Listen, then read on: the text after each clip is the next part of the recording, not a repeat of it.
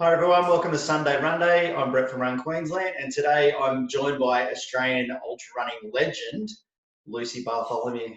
Hey Lucy, how you I don't going? think good. I don't think I'm at legend status yet. Well, I think in a few people's minds you might be, that's for sure. I know that I've been in a couple of races you've been in there, and you've been tucked in bed. Well, I'm still out there going for, I think that really. makes you more a hero, though. Yeah, in my own mind. Um, Look, I thought I'd just get ready for the occasion too. I just haven't had lunch, so Uh, that's anyway. the Queensland spirit. I'm just freezing down here. It's a little bit cool up here. Um, Look, I was gonna look. We've had heaps of questions, and I thought I'd start with the obvious one. For a lot of our guys up here in Queensland, a lot of people have asked, "Are you coming to the Blackwell 100 still?" So, if you can answer that one for everyone, that'd be awesome. Yeah, I absolutely am. I'm bringing along my dad, my brother, and my brother's girlfriend Hannah. So the whole tribe's coming up because we all are so excited to see what Blackwell has to offer. Oh, that's yeah. Well, we're really That's the end excited of the about. podcast. Yeah, that's it. We're done. See you later. No, we. Oh, look, there's a load of us that are excited about it. I mean, I've met Ash before, and he's such a nice bloke. So no wonder you like running with him. Yeah, well, during this quarantine time, I think we've had enough to say to each other that we're. It's like if we got a puppy to kind of break the ice a little bit more. Yeah, that's it. So, speaking of your dad, I mean, I've heard the backstory, but I think it's really important to know. I mean, it's funny because you're 24 years old, and I'm sort of like, I feel like you've been in the sport forever. In my world, it's kind of felt like that. Can you sort of let everyone know how you got into the sport and why you got into the sport? Yeah, so I started running with my dad when I was about 14, and he's run 20 Melbourne marathons, and he's done a lot of road marathons around the world. And then he kind of was looking for a new challenge, something that he could kind of slow down a bit. He wasn't really, running any PBs anymore, so he was.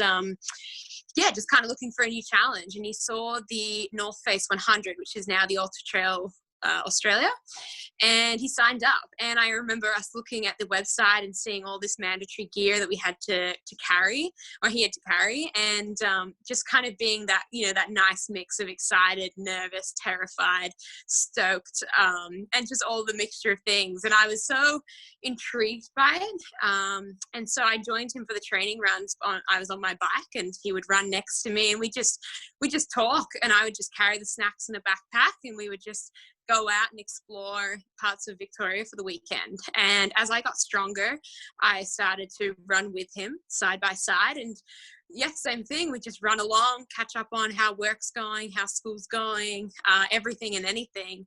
And yeah, and then I was able to go up to the Blue Mountains with him and see him run this race. And it was there that I saw the front of the pack. I saw the Brendan Davies, the Shona Stevensons, the Beth Cardellis, running just incredibly fast and so swiftly on these trails. And then I saw, the middle of the pack, like my dad with their head down, just working really hard to get this goal done.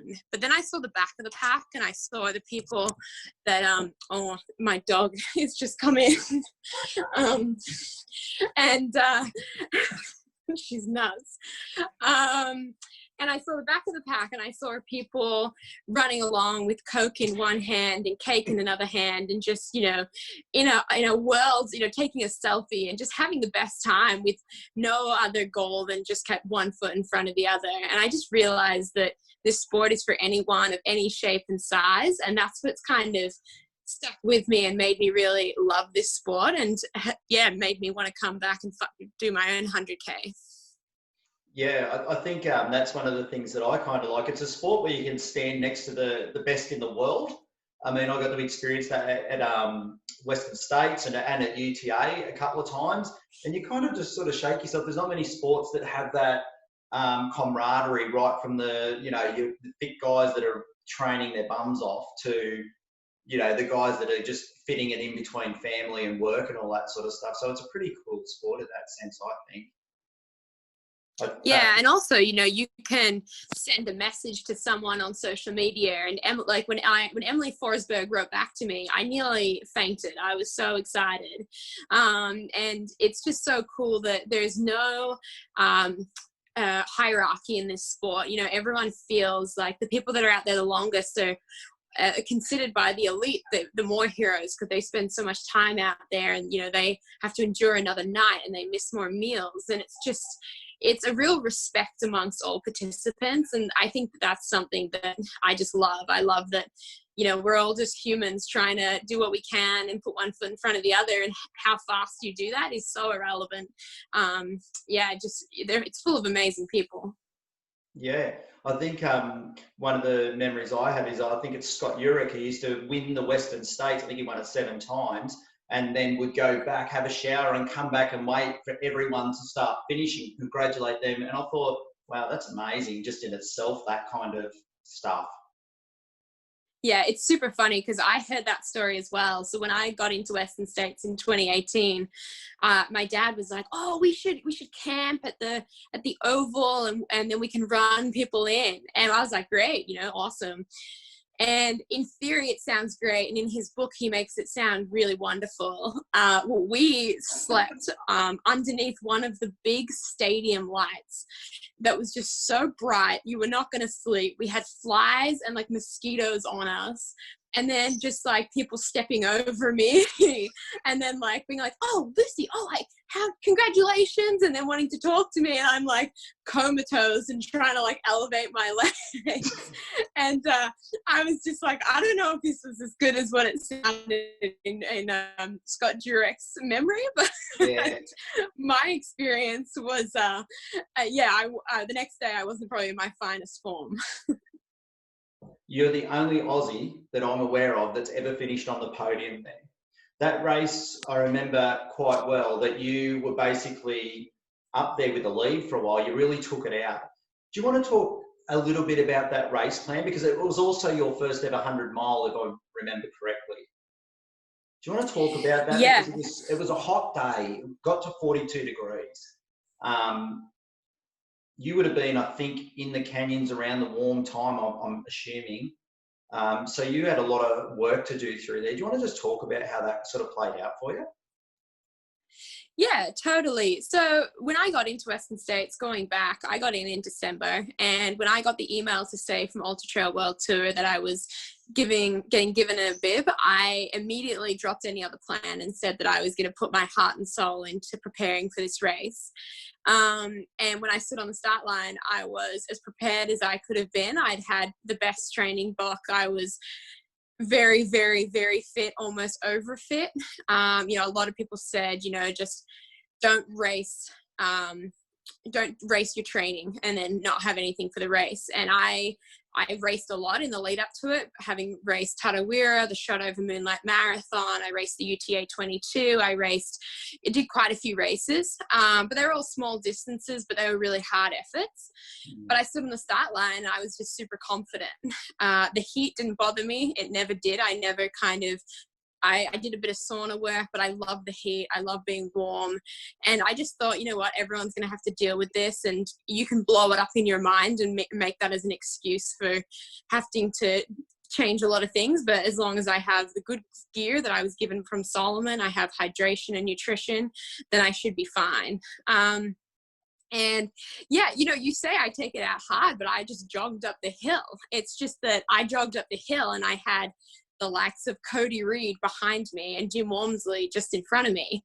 And I remember Cody saying to me, "Hey, Lucy, should you be here?"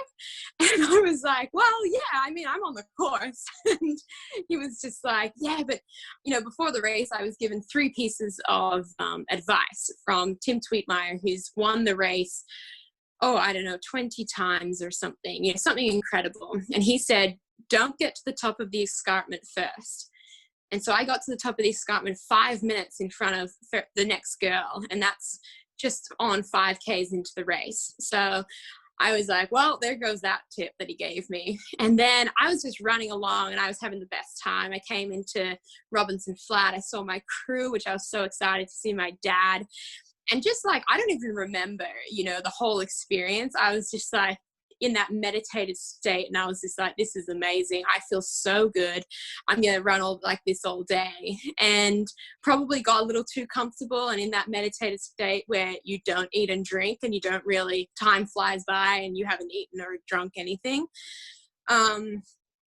So I got into the canyons and I knew Courtney was gaining on me, but I was just like, I don't care if she catches me. I'm just like so stoked I even had this opportunity to lead the way. Like, this is incredible. But when I got into the canyons and it did get hot because of my lack of nutrition and hydration, it all caught up with me. And like you say, that was kind of the hottest part of the day. And I just remember climbing up Devil's Thumb, which is one of the steep climbs, and looking at my feet, stopping on the hill and looking at my feet, and they turned into 6 or 7 feet. You know, I was just my eyes were losing it. My balance was bad, and I just kept putting one foot in front of the other. And I remember hearing Courtney come up behind me, and she came behind me and she's like, oh yeah, I'm listening to Michael Jackson. Do you want to, I can play the music out loud, like hop on, let's get up this hill. And I was just like, dude, I am so cooked. It's just not going to happen. And I just watched her pass me and I was like, this is the best moment of my life. You know, the fact that I was ever in front of Courtney is something that I'll hold on to forever. And then I got into Forest Hill and took some time to really eat some food and to really just chill out and just gather myself. And then I picked up Dakota Jones. I picked up Sally McRae, yellow runner, and she ran with me for 30 kilometers down to Rucky Chucky, to the river crossing. And that was just an amazing experience to be with her and to have someone so who's done the 100-mile distance so many times and was just so positive. You know, she was just like, couldn't believe what was going on. She was kind of giving me feedback on, you know, what everyone was saying online, and just like, yeah, you know, a lot of people were writing that I ran like a puppy that's come home for the first time, you know, and you're super excited and you're looking everywhere and you're just blissfully unaware of how long 100 miles is. So then when I hit Rucky Chucky or Green Gate, the aid station, so it's at 130 Ks, that was kind of like I really was in new territory. And I picked up Dakota Jones, who's a Salomon runner, and ran with him. And he was a last-minute ring-in as a pacer. I didn't really know him. And it was amazing. We spent 30 kilometers getting to know each other and watched the sun set. And when the sun set, it was kind of just an amazing thing to, I'm sure you understand this, but like just looking at a spotlight, and that's all that matters, is where are you going to put your feet? And it doesn't matter, like you can't see the canyons anymore. The heat's kind of dialed down.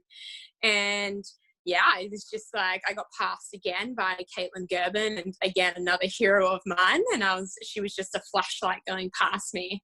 And then I just kind of really wanted third place. And I knew Amanda Bashman was coming, but she also tells me that she had a hissy fit at 95 miles, and I managed to not have the hissy fit. So yeah, I finished in third place in just under 19 hours, and just before midnight, which was kind of what I wanted to do. And yeah, it was an amazing day. Yeah, sure was. Yeah. And for me, day again. I mean, I got there when you were just about waking up, going to the presentation. So, oh yeah, I got my bang for my buck. I can tell you, it was a shocker. What was your day like? My day was tough. I overtrained. When I first met you, I met you up here at Parklands when we were doing that run, and I haven't stopped bothering you ever since. And I injured myself so bad in training. I overtrained. I fell into the biggest trap that I should have known. I've been doing this a long time too, and I got excited about going to Western States finally, you know, and it all happened, and I overtrained and injured myself really bad, and just got there, and I suffered in the altitude. I was falling over, and I thought there was something wrong with me. I was falling into bushes actually, and luckily for me, Megan, my wife, was there with me, and she got me going again at Robertson Flat and just pushed me out and said, "You'll be right." And I was, but it took forever. But I mean, like you said, I was trying to think when you said meditative experience, whether I would call it that for me. Maybe it was kind of like a dream come true, you know, after reading all the books and stuff. So, you know, and then I was getting the feedback from our guys about how you were going. And I think I've spoken to you about this. There is a photo of you. I think it's at Forest Hill, and my son's in the background watching you. I think eating watermelon, and I'm convinced he was saying, "Oh, where's my dad?" Because I was about 10 hours behind you, I reckon, by then. But I mean, the look on his face of amazement, because he knew who you were, and I think there was a real buzz around all of us Aussies about you, where you were coming and that. Because every time I go in, where's Lucy coming first? First, I'm like, oh shit, she's coming first. It was, you know, it's funny. I think a lot of us older people see you as their kind of ultra adopted child sort of thing, I suppose. Because I've got a daughter a couple of years older than you, and you sort of see that, and it's hard to get your head around with you like that. One of the things I was going to ask you though, I'm not sure what you can share about this, but there was a few problems I heard with you in regard to getting nutrition and meeting up with crew and stuff like that. Now, I don't know if that was true or not, but I think it's really important for anyone that's thinking of doing our race, because we've got a really hot race as well. And we also then throw humidity on top of ours in October. You know, if these are things that, you know, someone like you went wrong, can you share anything about that? Yeah, definitely. It wasn't so much when I've always raced minimally in terms of nutrition, and you can get away with it, or I can get away with it specifically because I've done a lot of runs where I've kind of bonked. And so my body's quite used to that, and it's used to kind of running on fumes and running empty. And I remember I ran the Ultra Trail Cape Town, 100 Ks, and I ran that pretty much on Coke and watermelon, which if you put those two things together, it's not a great combination for your stomach, but it's just enough sugar to keep you moving. Yeah. When I wrote the plan for Western States, you know, I drew out the elevation profile, kind of had my rough times, and I recommend people doing this for Blackwall is to draw out the profile, see where the climbs are, see where the checkpoint is, and kind of make a plan of where you'll pick up your gels, get some water, and how that's going to look, and just visualize that. When I wrote the plan for Western States, I wrote it as if it was 100 Ks and very minimally, because I'm like, oh, well, I've managed to run for, you know, up to 19 hours in the mountains in Chamonix when I did the TDS, and I threw up for half of that, so my body's fine to get through 19 hours of running. But what happened was that my stomach was really good for that day, and I was taking in food, but I was taking in a lot more than what I'd planned. So my crew actually ran out of supplies when we got to Forest Hill, and so they had to dart to the one supermarket that is like close proximity, because it's not an easy course to support. And then we had other crews from other runners giving me stuff. So I ended up having some potatoes, some sweet potatoes that were roasted from some other girls that gave that to me. I had, other people's watermelon, other people's hummus for some reason. And yeah, I just kind of, an Australian girl, Olivia, who managed to come across and just jump on Team Lucy just to see the race. And she went and bought a jar of pickles, just because I was like, I went into one checkpoint, I was like, I need pickles, that's all I want. And it was just this random, very stressful time for my dad. I understand that when I came back in 2019, he was like, right, we are filling the esky and just everything above and beyond of what you need. Yeah, we're having it all. So, you know, my advice for Blackwall and for those kind of conditions is prepare to have things that you love, things that you might love or might not want, but always have more than what you think you're going to need. Because if your stomach's on and you really hope that race day it's on and it's digesting food, you want to be prepared for that, because the more energy you can take in, it really means the more energy you can expel. And that's only going to help you in your performance. Like, trying to be minimal in that kind of area is useless, especially when you have support crews and you have checkpoints. I think that people really try and be very proud of the fact that they don't have to eat anything, but like it's not good for your metabolism, it's not good for your energy levels, your hormones, like the after effects. And I think I felt that mostly after Western States 2018 was the effects of that on my body after training really, really hard, like yourself, and walking a very, very fine line that I managed to get to race day, but then kind of fell off the edge at the end of the race, but it was lucky that it was on the finish line. Yeah.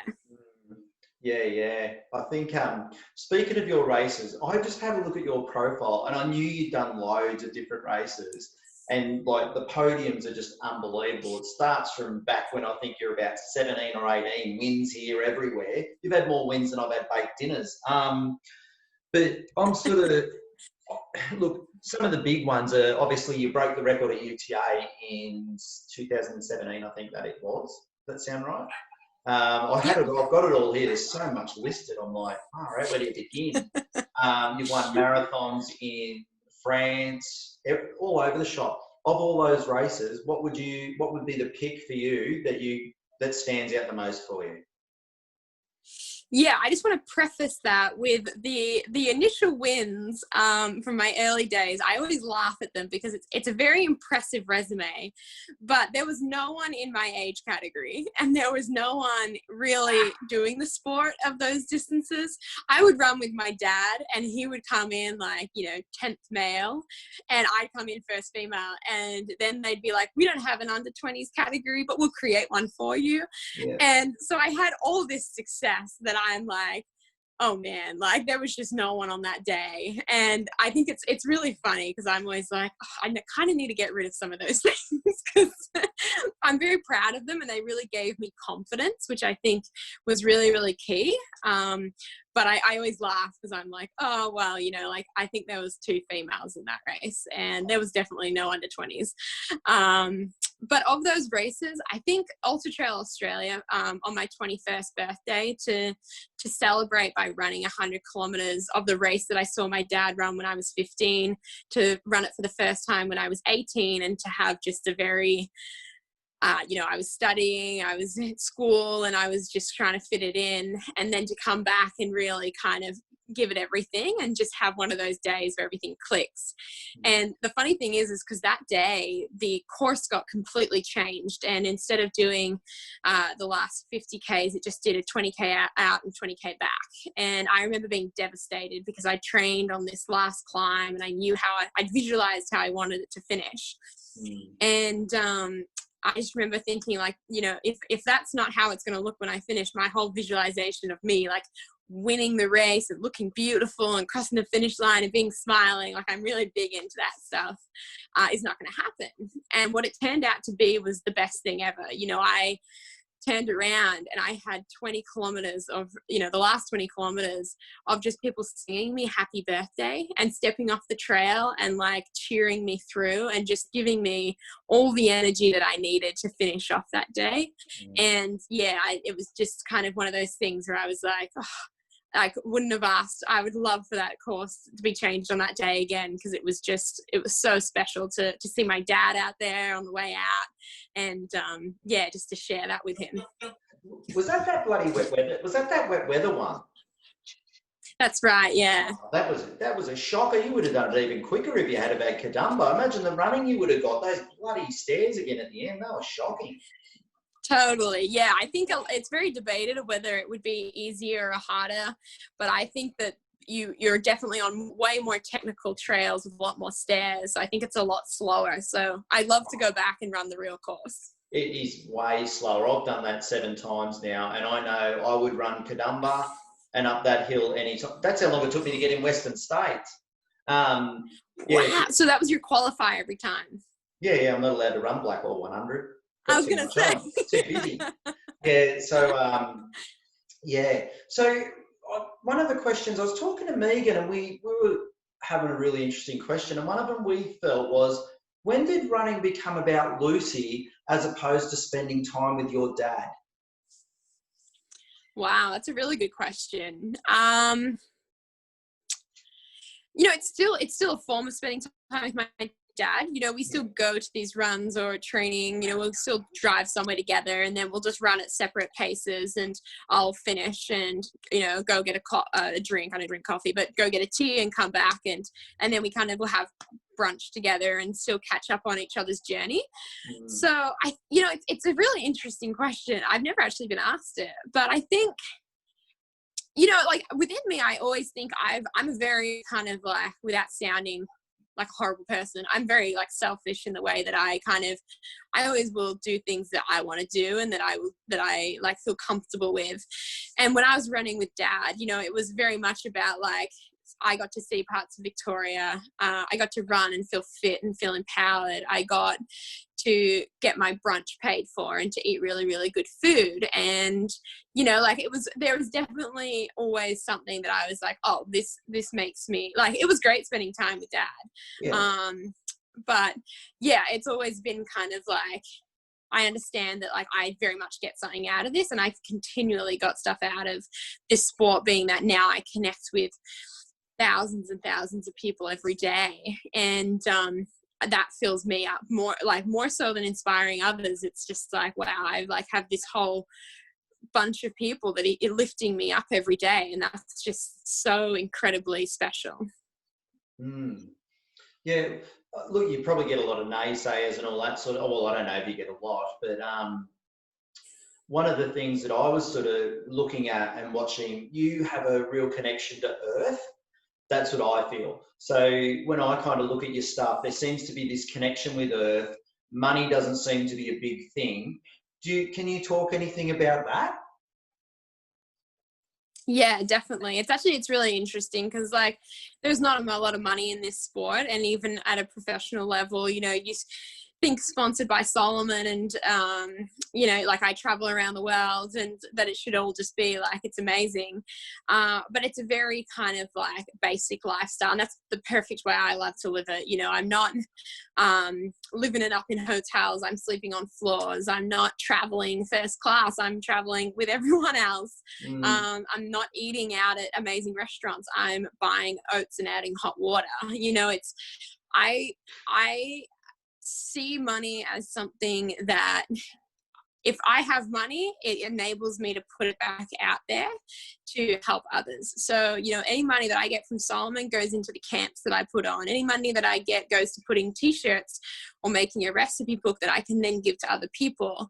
And I have, like, I'm very lucky. I'm 24. When I'm home, I'm at my dad's. When I'm traveling, I'm staying at friends or people who don't know me, but just managed to find an Aussie on their floor.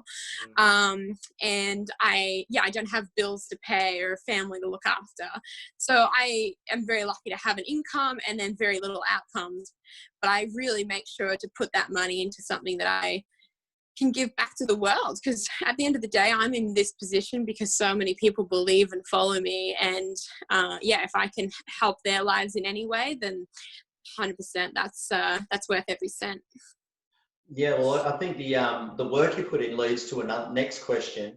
What does training look like for you? Is it a structured thing, or is it something that you just run by how you feel and build to something, or is there loads of structure around it? So it's changed a lot. Like, I was initially coached by Emily Forsberg, and then I was coached before that by Brendan Davies. I was coached by Maëlle Backhausen, and now I'm coached by David Roach. So each of them have different philosophies. So Emily's more about spending long days in the mountains, which is great if you live in the mountains. She lives in Norway. That's a beautiful place to spend hours and hours. I live in Diamond Creek. It's not as nice. And then someone like Maëlle, he was a very balanced person, and he was far more probably on the mindset, and was like, training is such a small part of this sport. You need to have your why, and you have to have everything upstairs sorted out before you worry about how far you're going to run every day. And David Roach is kind of, he's a very monotonous coach. Like, every week kind of looks the same, but like with small adjustments. But then again, like focusing on that real kind of, they call it the fluffy stuff, the real, like, you are awesome. You just keep it up, and like just getting out there is the hardest part. And to just believe that every day, hard or good, is producing the best version of yourself. So like my weeks at the moment are about 14 hours, about 130 kilometers, 140 Ks. And they're always the same kind of format. So Monday's a rest day. Tuesday is an easy 10 miles. So he's American, so everything's in miles, and it's very confusing. Wednesday's a workout. Thursday's a midweek long run. Friday's easy. Saturday long run. Sunday easy. And he's like, he says, you know, easy's easy, you know, like you go at the pace that you feel that you can hold a conversation. And if that means you have to go for a walk that day, then like, by all means, go for a walk. But, you know, I'm very lucky that I can pick the time that I run, pick the place that I run, and make sure that I feel good and that I've, you know, fueled properly, and, you know, I'm in a good headspace. I can wait throughout the day if I need to. It's an interesting thing with the distance you were talking. I know we spoke with Ryan Crawford, who won our male Blackpool 100 last year, and he's up. I mean, he just runs like there's no tomorrow. He's up around 300 kilometres a week, and I know back in the day, say 2010, it was all about how much mileage you did, but it seems like that's come back a lot, and it seems to be that the training's got to have a lot of sort of quality. It's interesting to hear that, you know, has that backed off a lot for you in the last few years, the kilometres? Yeah, definitely. I remember, you know, in school or maybe just out of school, kind of like 100-mile weeks was kind of like the minimum I would do. And it was always kind of, I was checking my Strava to see if I needed to go for another run. And training up into Western States with 2018 with Mael, he really taught me that like, fast is fast. You know, I was running my parkrun PBs and I was so fit for 100 miles. And I think that it shows that it doesn't necessarily, it's not fast. Yeah, fast is fast. It doesn't matter your specificity.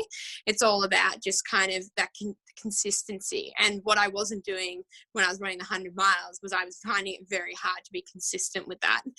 And then David Roach, he's very much a low mileage runner, and especially for a female. And I especially coming back after Western States 2018, where I rode a very, very fine line, and now I'm kind of like, yeah, probably fell into that overtraining syndrome. And so now just kind of bringing back that trust in my body, having trust in me, and knowing that she's going to run every day, but we're going to rest just as hard, and like just getting that consistency back and that faith in just everything, mainly in the mindset more than the body. Yeah. Do you, so even like from what I heard then with elite runners, I know that one of the biggest things I hear every time at one of our events, and I mean, I'm guilty of it too, and I've overtrained because of it, is have I done enough training? And that always has led to me inevitably getting a niggly injury because I try to step it up in the last maybe 6 weeks as though that's going to make some world of difference. Like I've done coaching athletics and stuff, and I would never tell anyone to go and step that up. But in my mind, that question always pops up. And is that something that goes on for you? Oh, absolutely.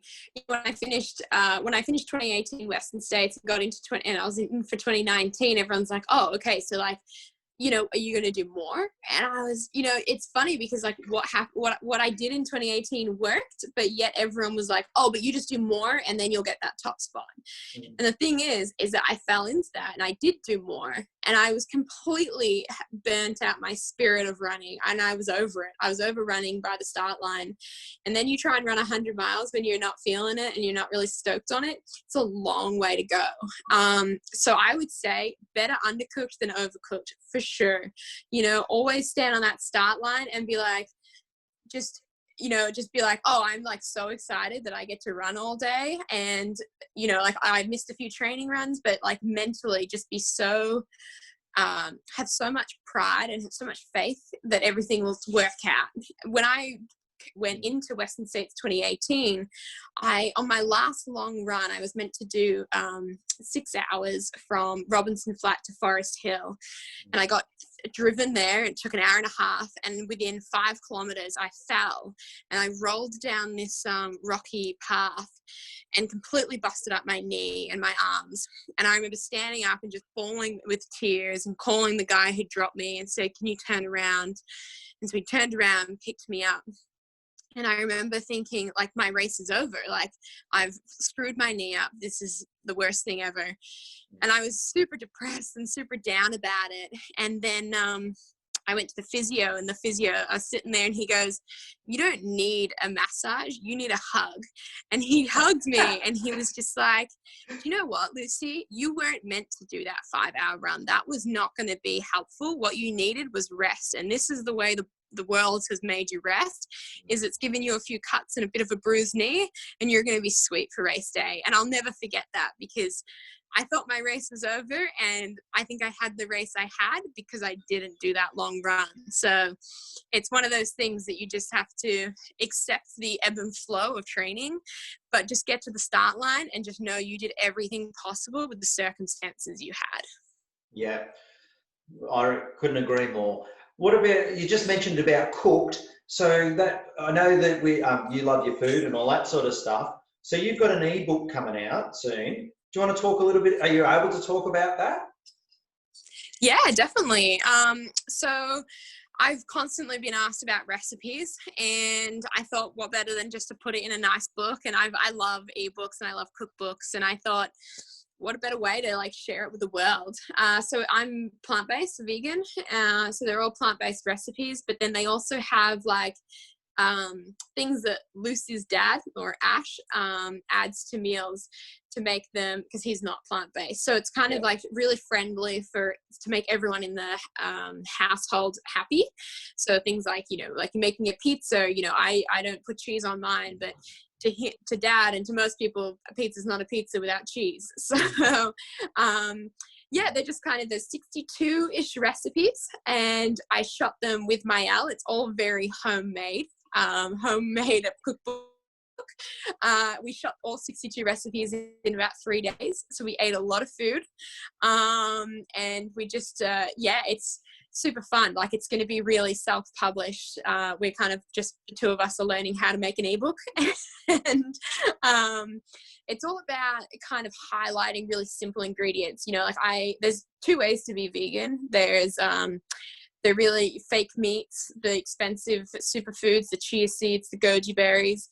And then there's just like the really basic, oats, pumpkins, potatoes, spinach, and I very much go with the cheaper option. And to me, the more filling and nourishing way. So it kind of highlights those ingredients, and it's called, I'm hoping to call it Sustain. And it's about, it's sustainable to eat that way for the environment. It's sustainable for yourself as an athlete. And it's also like, you can take a pumpkin and cut it into quarters, and you have 4 different meals through this recipe book that you can kind of give life to it every time. And that's kind of what it's about. It's just zero waste, like taking one recipe and you can turn it into a multitude of others. Yeah. So when do you think that'll be released? So I'm hoping to have it released by the end of July at the latest, and then in hard copy come like Christmas time, so that there's some hard copies out there, because I think a recipe book should for sure be a hard copy on your kitchen bench. Yeah, for sure. So we're going to see hard copy, did you say? Yeah. Oh, fantastic. I was going to say that caters for most us old farts in the ultra running world. There you go. I mean, you're looking out for you, Brett. You're an anomaly. We might be able to get you to do some cooking when you come up here. We've got you'll be staying here with Ash at our place here on Crookneck Retreat, so we might be able to get some local produce. I'd love that. Get some people around here. You could do a bit of cooking out on the farm here. It'd be good fun. Yeah, definitely. Okay, what was it? I had another question. Oh, this is the one. Don't know if you've had this one either. I hope so. Hope not. What would 24-year-old Lucy tell 14-year-old Lucy now about running and where it would take her, and what sort of pitfalls you could possibly see and change? Oh man, that is a good question. Very good question. I was writing an article about like what I wish I knew about running that I've learned and now that I know, or something like that. And I think as I was writing it, I was like, all these things I wish I'd known are quotes. So therefore, they've been said by someone else, and I've read them before, but I had to learn them in my own way. And I think that that's probably a really interesting. Hang on, the dog. Hang on, we got the dog. This is my dog. We've got the dog in the background. Let's say hello. She sees herself in the mirror and she loses her mind. What is it? It's a mix of God knows what. It's a rescue dog. Yeah, has it got Labrador in it? It could. Yeah, it's Yeah, definitely got good. blue heeler. It's definitely got Rottweiler probably. It's definitely got Kelpie. Yeah, it's all good things. All good things. It's a good running dog. It will be. Yeah, I'm super excited when she's a bit older. Yeah. So sorry, what was I saying? What would 24-year-old Lucy tell? Yeah, so they're all quotes, right? So they're all things that I've read and I've heard other people say and other people have learned, yet I had to learn in my own way. And, I always said to myself, I don't want to outrun my love of running. That was kind of my philosophy I wanted to live by. And then 2019 Western States, I definitely outrun my love of running. So I did it anyway. Other things are like, chase your dreams and do big things. And I think that 14-year-old Lucy did a good job of that. I really kind of believed in myself, backed myself, and maybe the way I went about some things, my parents didn't love, but, Tony, come here. Come here. But yeah, I think pitfalls are just one is not following the things that you love and trusting that instinct and believing what other people say, things the more you run, the better runner you'll be. It's just not true.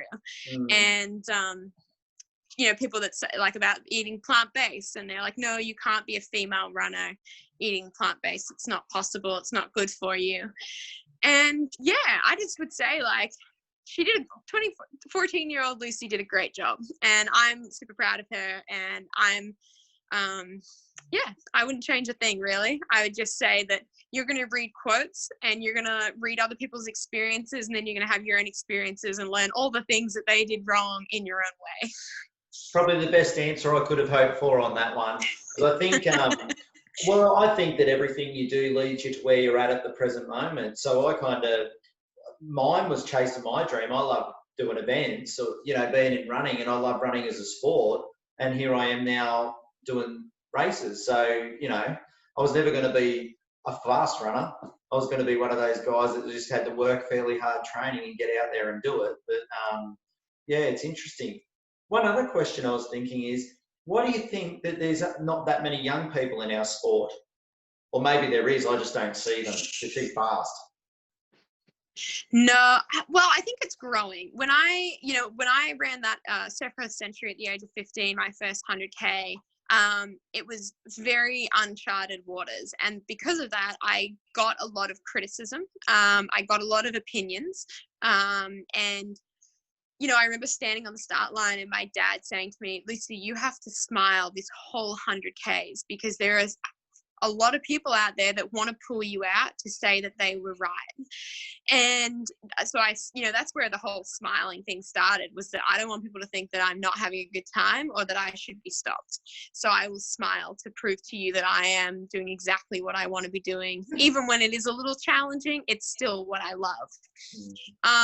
And I think that for the young people, there's definitely coming into the sport, because I do get a lot of messages from young people, and I just always make sure that they're there for the right reasons. I think that it can look very glamorous, this sport, from the outside, and from social media does a very good job of highlighting the travel and the amazing, the clothes you get and the shoes and all that. But at the end of the day, if you don't have a strong why, it's going to be you have a million excuses to stop doing races. Your tummy is a bit sore, you rolled your ankle, it's a bit hot, it's a long way, And I think that young people tend to be pretty not as stubborn, because they're just nah, I'll just, I don't want to do this, I'm going to go home and watch Netflix, but they are coming. And I think that now that a lot of people have kind of paved the way, and I believe that I was one of those people, especially in Australia, that there's a lot of people and a lot of evidence to show that you can do this healthy. You can do it from 15 years old, and you can continue to live a healthy lifestyle, to have a healthy relationship with running. And yeah, they're getting involved, but I'm just very cautious on the way that I respond to those people. I'm not kind of saying, oh, this is what I did and this is what you should do, because like I said, there's a lot of pitfalls that I took and I had to climb back out of. And yeah, I think that the youths out there, it's awesome. It's super inspiring. And I think that it's going to create a lot of change in the sport. But there's a bit of work to be done in kind of doing that in a healthy and sustainable and just, yeah, having the right reasons for being a part of it. Yeah, I mean, you're a veteran of the sport at 24, far out. A lot of people come and go that quick, you know, through either overtraining, overrunning, shot up endocrine systems. And I actually think that damage to endocrine systems is the biggest problem in our sport, like never letting that recovery happen. I mean, I'm guilty of that, certainly. And you kind of don't even work out what's going on. It's almost like you're flat spotting and all that. I mean, I know for me, I ran the 100 miles down there in Victoria in November, and I've barely kind of run. I've done a bit, but I'm kind of letting myself come back. I mean, you kind of got to, otherwise it's just too much strain. For me, it is anyway. And other people are different, but I know for me, I have to recover. Yeah, so when I finished Western States in 2018, I flew to Mexico for 10 days and I laid on the beach and I was like, great, like really not interested and in running. And then I flew to Hard Rock and I ran the Hard Rock 100 miles. Then I did the Transalpine, the Trans Rockies 10-day multi-stage race. Then I flew to Chamonix and ran the OCC. Then I flew to Germany and did the Transalpine. Then I flew to Hong Kong and did the Lantau 70. And then I came back here and did the Gao 100. And I can tell you that I very quickly, well, actually very slowly learned that, yeah, you need to have that break, and 10 days is not enough. You know, I remember Hanny Olsen saying to me, it's like a day for every 10 Ks, really. So, you know, or yeah, something like that. And that could be wrong. Don't take that for science. But yeah, just kind of really taking more so that mental break, you know, not having to feel like you need to run every day and that your value is about you going for a run, and that Strava is a super important way of validating yourself every day.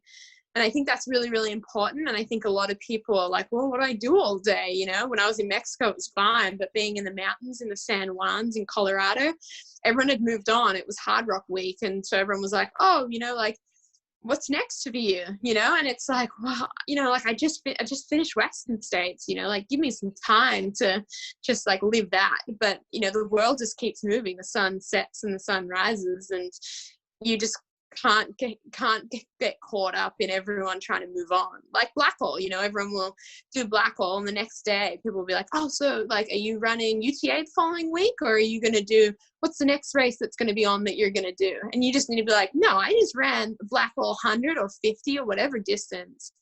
And that is plenty. After this whole year, I feel like everyone's a rock star for even standing on the start line of a race, because it's just been such a turmoil time. Yeah, I mean, for you've missed out on so far Western States. I know that you were down, I'm pretty sure, for UTMB. I'm pretty sure that you were going to do an event in Canada leading up, a smaller one, I think, leading up to Blackhall. All of that's gone, isn't it? Yeah. So it's super funny, because I was just like, you know, everyone's like, oh, I'm so sorry. And part of me is like, yeah, it's like, it's a bummer. But at the end of the day, like, I kind of feel like this is like such an opportunity. You know, I have raced continuously summers back to back for 5 years now. And now I have this opportunity to rest, and to build up slowly, and to let my body, like that endocrine system, really reset and get ready to roll again.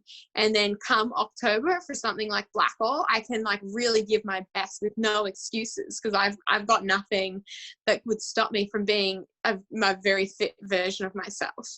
Oh, we're looking forward to coming and see how you go with our course. So it's usually pretty warm. Oh, we've had everything. We've had floods, fires. You have freezing cold. We've had a lot. So we're pretty cool. So we're looking forward to watching you, see how you go up there. And I know our ladies' events usually pretty strong. The women's section's always strong. It's always been a good tussle with the people at the front. So I'm assuming that you having one of your good days out there, you'll be up there in the mix, I'm sure. So we're looking forward to we're looking forward to your whole family coming up. It's pretty cool. We can't wait. So they're all so excited. I mean, my brother and his girlfriend have had trips to Europe cancelled, and it was pretty cool to be able to say, well, hey, why don't you come up to Blackhall? And I think that's really kind of put a smile on their face because they've had a lot being cancelled. So it's pretty awesome for them. Yeah, I think there's going to be a lot in it, actually. We've got quite good numbers, so we're pretty excited. So you should. Yeah. Just before you go, I always finish up with, other than water, what's one thing you can't do without on the trail? Sorry, other than toilet paper, what's one thing you can't do without on the trail? I don't need toilet paper. Oh, you're a gum leaf person. Yeah, I'm supernatural. Things I can do without. I probably couldn't do without a buff. I'm a big buff fan not because it's my toilet paper, but because it's so useful. Like I've worn it, you can wear it as a headband, it wipes your snot, you can put it on. I've worn it as a sports bra before. I mean, yeah, I don't have much that needs support, but I have worn it as like a t-shirt or like when my top's been ripped or something. It's just like, it's a bandage if you need it, if you cut yourself. Like there is no way I go for a run without a buff. So wow. I know you guys have Blackhall buffs, so I'm looking forward to that. Wow, far out. That's pretty versatile. Yeah. Well, look, I know that a lot of us up here in Queensland are really excited that we've been able to finally get you and your family to come up and spend, it looks like it might be even over a week with us. So we'll try and organise a few different things in there. I know a lot of the Sunny Coasters have wanted us to try to get you to come to the event for at least 2 years. Ever since they've seen you up here, we had that morning with you and everyone just had a great time. We can't wait to see it. And thanks for spending your Sunday with us here on Sunday Runday. We really appreciate it. Yeah, no worries. I'm so looking forward to just the community vibe and just interacting with people. And running is great. It's a bonus, but I just come up to hang out with that community because I know how special they are. And my family's really looking forward to it too. Oh, that's cool. Thanks, Lucy. Really appreciate your time. No worries. See you. Okay, bye.